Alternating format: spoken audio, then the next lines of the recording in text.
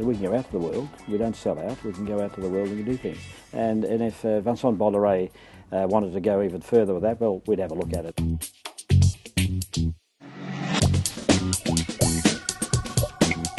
The biggest shareholder is Vincent Bollore. Yes, I was going to get to that, Harold. And Vincent, I get on with him well. The few times I've met him, I tried to get a fair bit of Aegis some 2 or 3 years ago, 3 years I think, and it run up to just a whisker under 30%, which is the allowable level.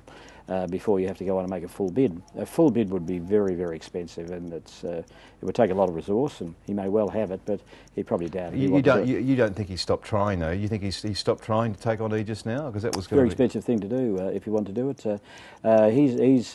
I've not spoken to him directly myself. I've spoken to his people. They're very happy because Aegis, they've got a big commitment to it. If it goes on, our deal will grow their top and bottom line by 10%. So it's going to make it a good company. He owns nearly 30% of it.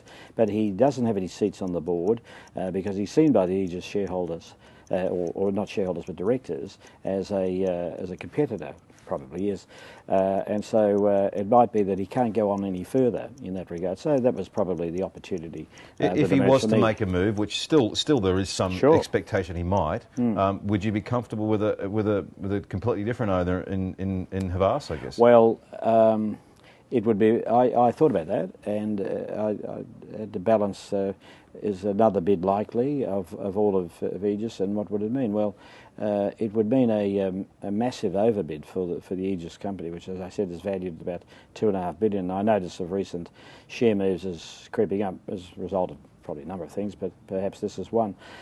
So it would mean that the shares that I've got committed and coming to us would increase massively in value.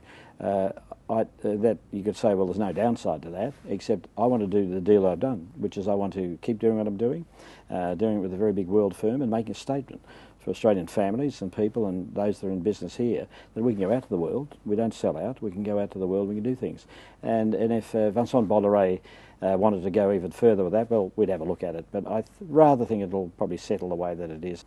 It would be very difficult for another company to come over the top.